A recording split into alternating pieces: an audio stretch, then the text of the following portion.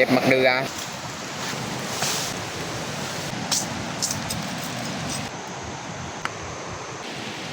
นี่บอ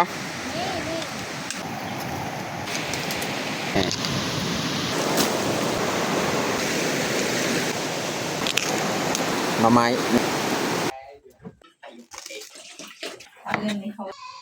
นั่นแหละขูดออก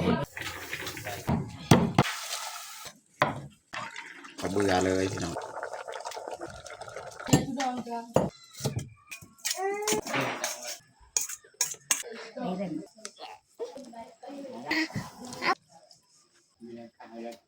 อย่าลืมกดไลค์กดแชร์และกดติดตามเด้อพี่น้อง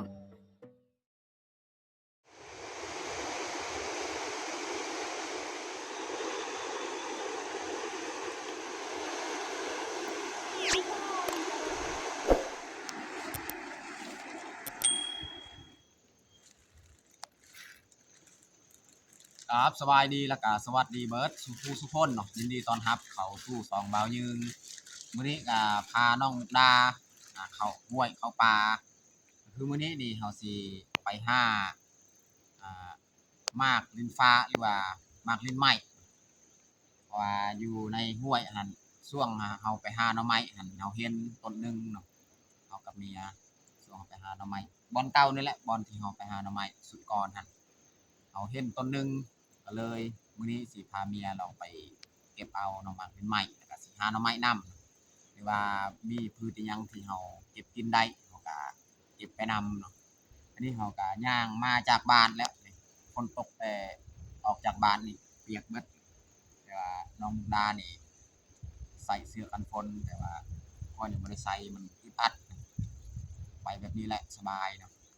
โอเคไม่ได้ทุกคนติดตามเบิ่งติดตามชมกับพวกเฮาได้ยาวๆเลย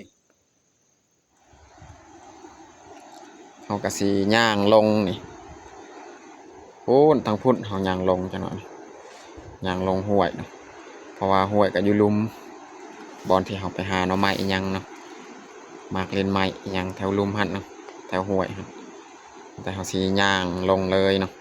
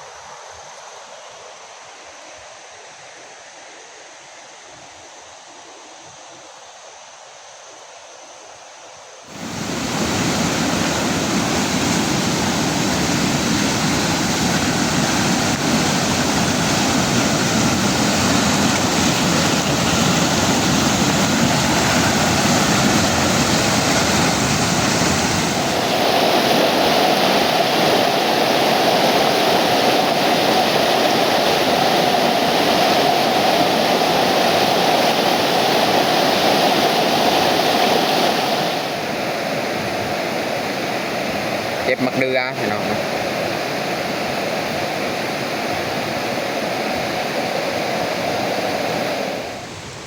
เขาสีขึ้นมาเอาหยอดบายอยู่เทิงหันเนาะเบิ่งนี่ก็มีจังนะไปเบิ่งว่าบอนใดเขาเอาได้นี่หยอดบาย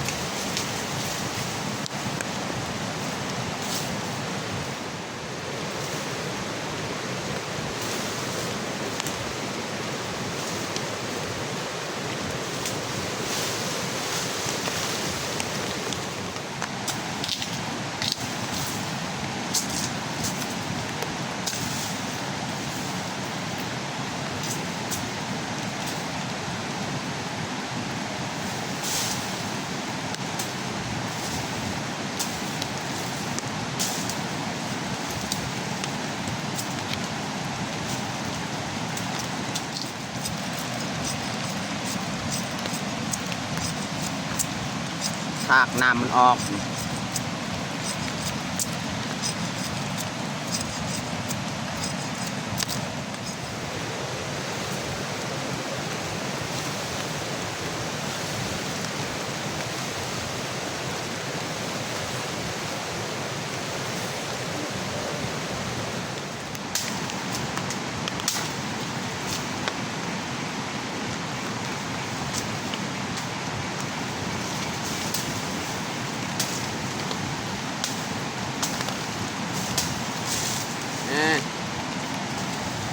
ในที่สุดก็เขาดึงได้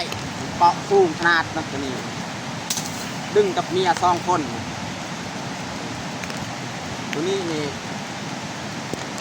ลำใหญ่ๆเลยตัวนี้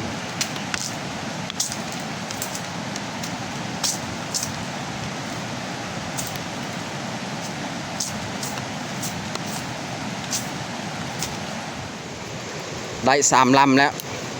ยอดวาย3 4แหละนี่แหละบอลเขาเอาเกือบบ่ได้ตัวนี้มันเกาะสูงขนาดเนาะวันนี้เขาสียางไปขึ้นเทิงอีกเนาะไปเก็บปลามากลินฟ้าลินใหม่เนาะ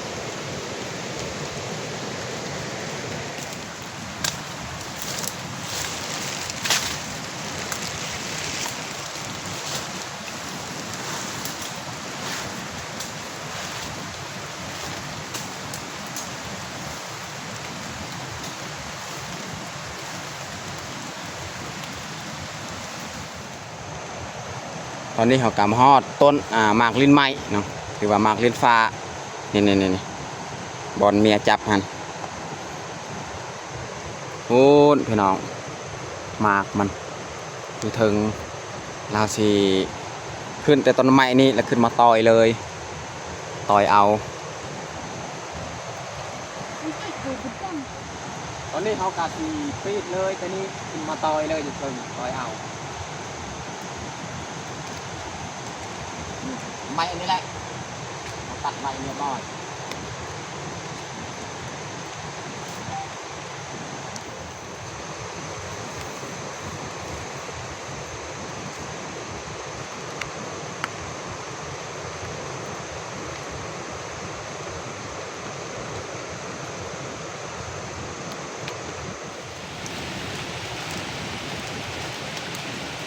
ตอนนี้เขากะต่อยเรียบร้อยเมื่อกี้นะพี่น้องเนาะ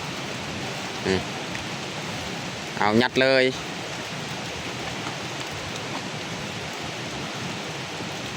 ได้3ยังเขาเอิญ3 อันบ่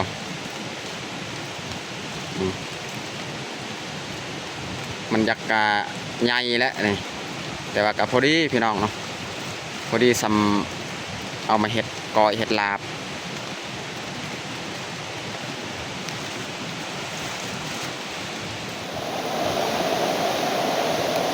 ก็จะเข้าไปหาหน่อไม้เลยบัดนี้ไปหาหน่อไม้หวาน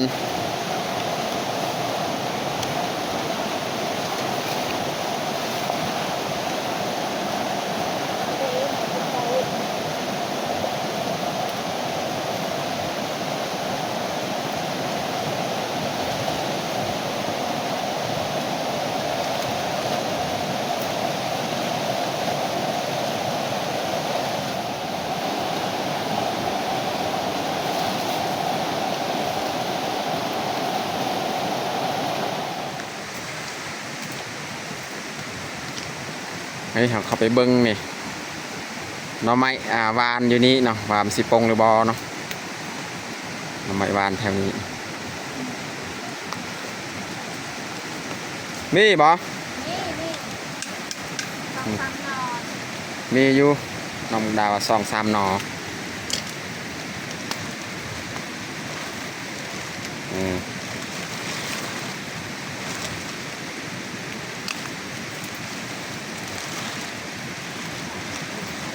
ก็ได้เอามาเฮ็ดอาหารเที่ยงจังหน่อยครับ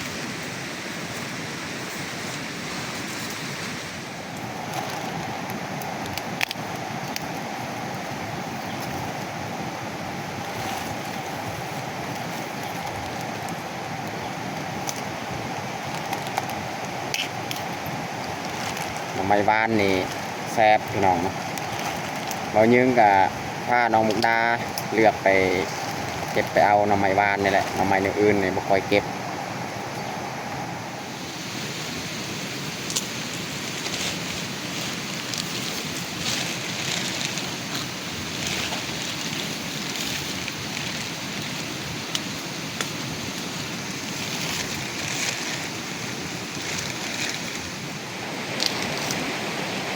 นี่หน่อไม้บ้านพี่น้อง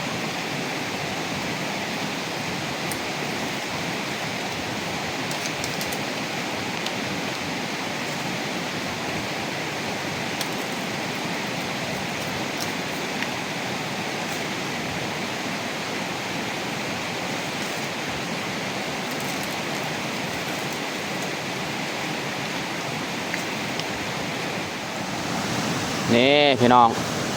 หน่อไม้บานนี่หน่อใหญ่ๆเลยพี่น้อง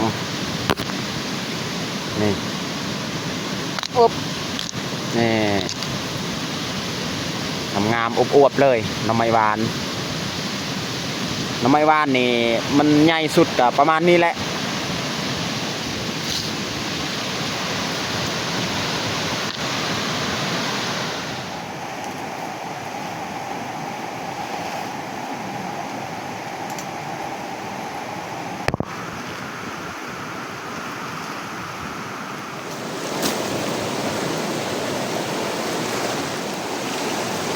ตอนนี้เขากามาฮอดห้วยเลยเขาลงไปห้วยแล้วเลยเขากะสีเอาออกหน่อไม้ยอดวายแล้วก็ดอกดินไม้ดินฟ้าน้องนี่มักเดือมักนัดเนาะเอามา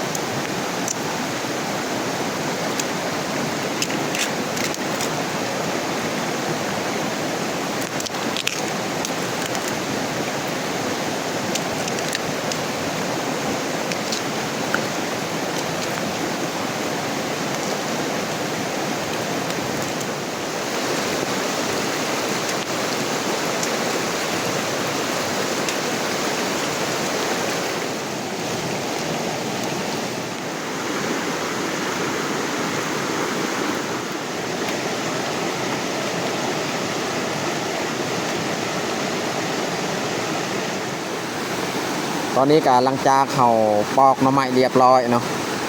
เขากะสีมายัดหน่อไม้ยัดหมักนัดหมากเลนฟ้าแล้วก็ยอดวาย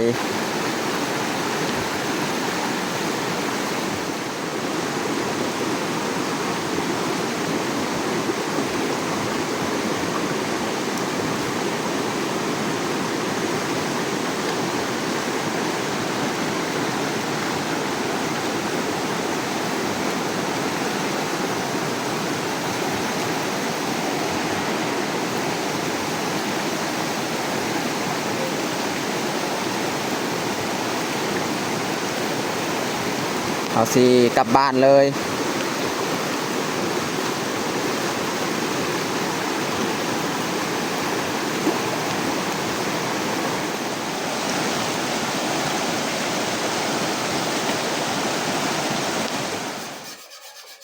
ตอนนี้เขากามาฮอดบ้านเนาะเอาสิเอาออกคือพักเราเก็บ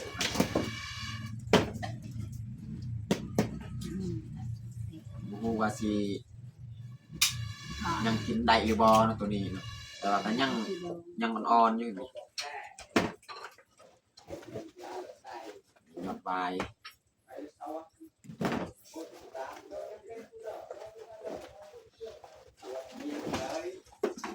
ไม้หวาน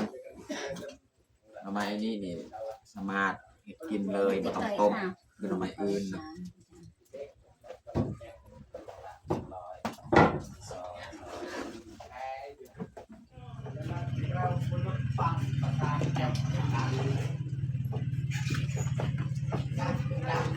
วัดสำนี้แหละดอก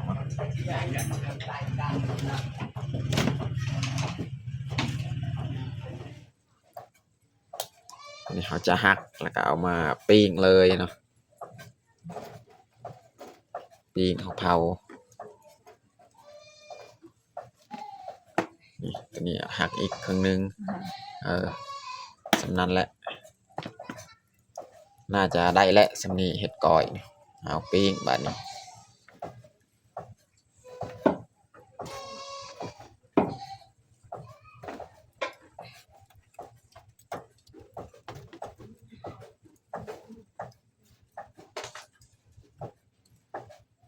น้องเลยเป็นกับบัตรเตนนอกหลัง นี่เขาจะปอกเลยยอดวายนี่แม่นเขาสีมาแกง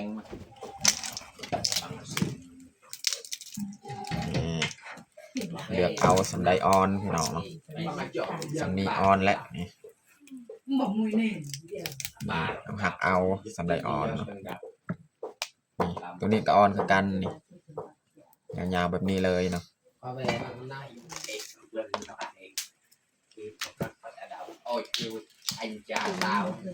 นี่แหละตัวใหญ่นี่นี่ตัวนี้ก็ยังอ่อนนี่ตัวนี้ลองหักเบื้องนี้เนาะมันสีออนสำไดนี่นี่เอาสำนี้แหละถอนยาวๆเลยฟังมาดูผู้ตัดจับหน่อยพี่ป้า อันนี้เขาจะซอยเลยเนาะยอดวายสีแกงยอดวายจังเลย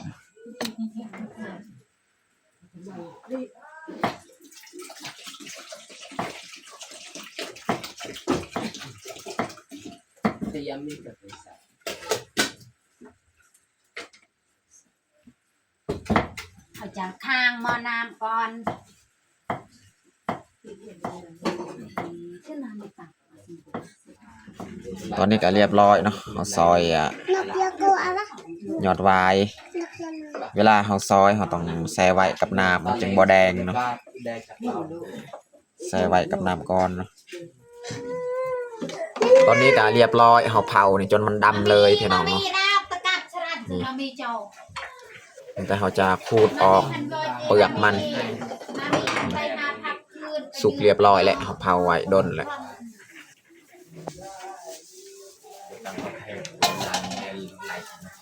นี่เขาสิขูดออกนี่มันจะเป็นนี่ขูดออกมันเป็นแบบนี้แหละสุกแล้วสิ่งนี้นะจะปรุงเลย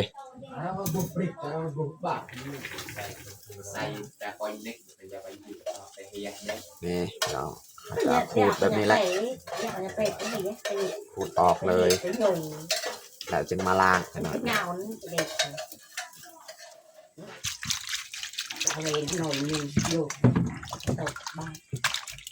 เอามาล้างเลยบาดนี้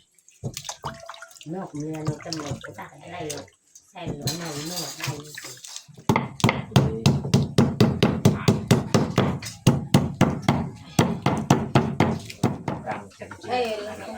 น้ำเท่าต้มกะกดแล้ววันนี้เขาจะปรุงเลยใส่หัวสีไข่เกลือผงนัวปลาแดกวันนี้เขาสีใส่เลยเนาะยอดวายของเรา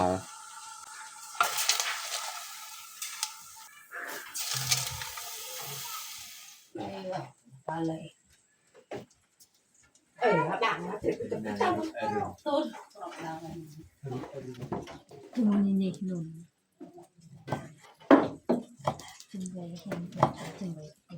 อันนี้เขาจะซอยเลยเนาะ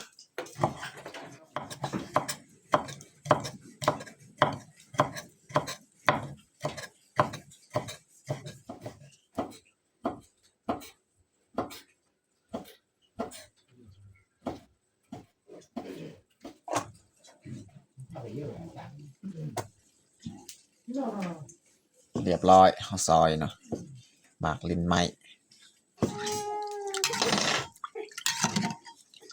อันนี้แม่นเอาตำข้าวเบื่อ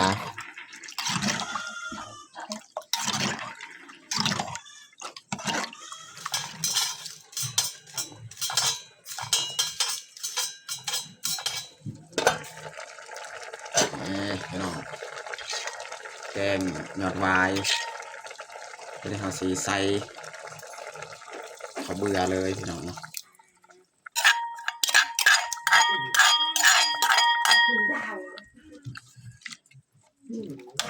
ยอดเขาก็ใส่ไปแล้วมักพริกก็ยังเรียบร้อยแล้วใส่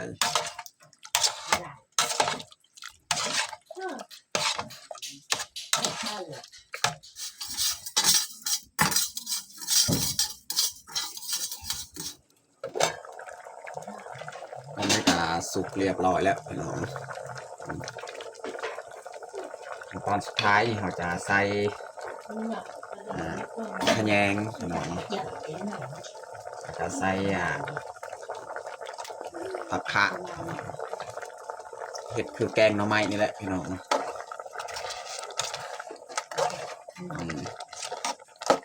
สำเร็จเสร็จสิ้นแกงดอกไม้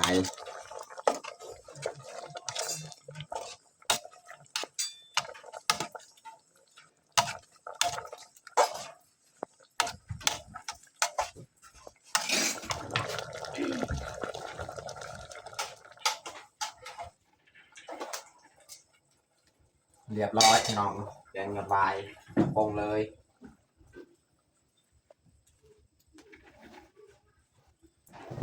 Anh nói bạc chưa đạp พี่น้อง chưa đạp แกงดอกไม้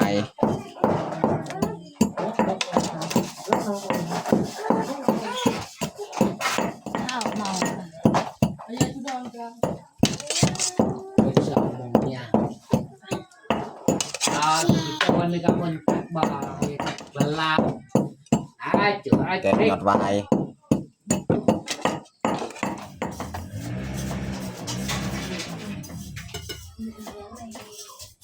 มื้อนี้นี่เฮ็ด2เมนูอาหาร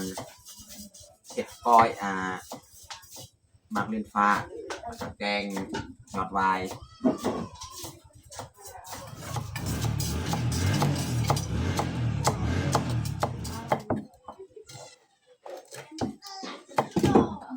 ซอยเผ็ดดิบ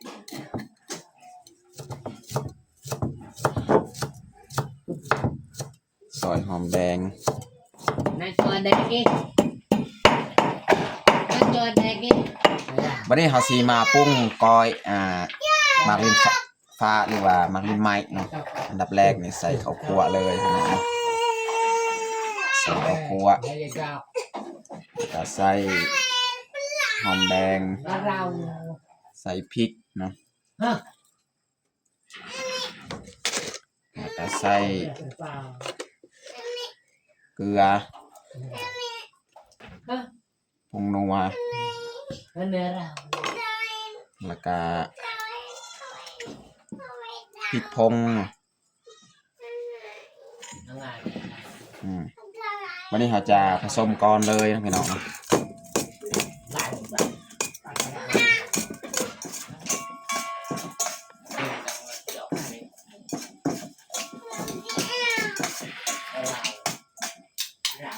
วันนี้เขาสีใส่เครื่องหอม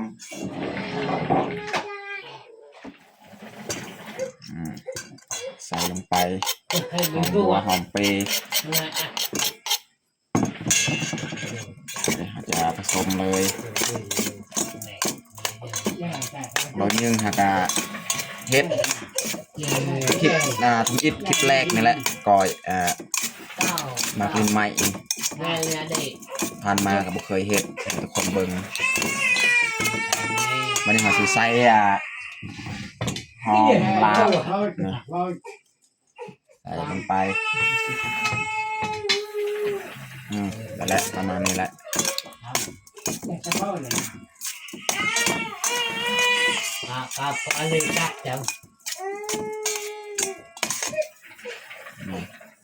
ประมาณนี้แหละสีสัน เรื่องจ้า อ๋อ เรื่องจ้าจ้า ก้อยหมากลิ้นไม้พี่น้องอาหารจากมาสาดจากปลาเลยพี่น้อง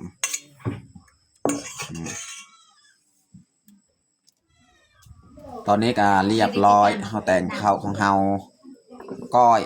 หมากลิ้นไม้เนาะหรือว่าหมากลิ้นฟ้าเนาะแล้วก็แกงออมยอดวายเนาะวิธีเฮ็ดก็คือคล้ายคือแกงหน่อไม้เนาะเฮ็ดเนาะต่างแต่ว่าบ่มีเนื้อบ่มีซีนพี่น้องเนาะสำหรับอาหารเที่ยงของเฮาก็เบิดส่ำนี้แหละตอนนี้ก็เรียบร้อยเฮาแต่งข้าวของเฮาแต่เฮาจะลงมือกินข้าวเที่ยงเลยเอามาเด้อทุกคนมากินข้าวเที่ยงนํกันเอาน้องพลอยเอิ้นลุงป้ามากินข้าวบ่เอิ้นบ่น้องพลอย เอามาเด้อทุกคนมากินข้าวเที่ยงน้ำกัน เอากินน้องพลอยตื่นแต่นอนนี่อะไรกินอันนี้บ่ แล้วก็ตัวอะไรไม่แตกย้ายไม่แตกหลักแต่หลักในกระถางก่อน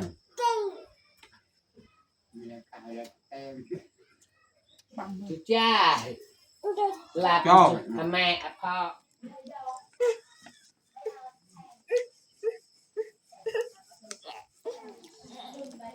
เราอยาก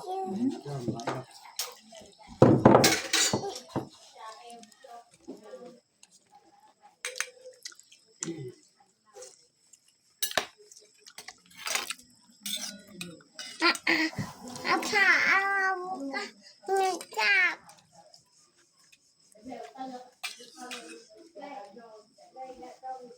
อ่ะ